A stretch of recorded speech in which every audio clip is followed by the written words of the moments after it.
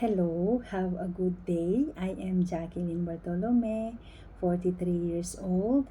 I am married and I have two kids, a girl and a boy. My daughter was 23 years old and my son is 15 years old. I work in Macau for 4 years in just one employer. I take care to adults and two elderly. I work here in Hong Kong for 2 years.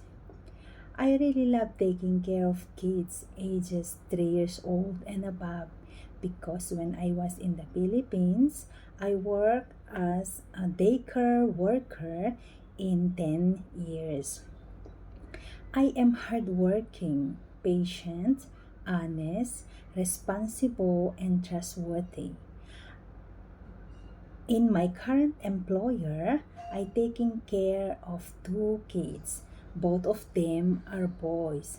I prepare for them a breakfast, lunch, and dinner. I assist them in to prepare themselves to go to school.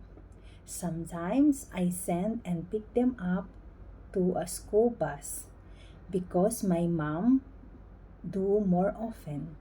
I also do cooking. I do cleaning. I do ironing and laundry. That's all, and thank you.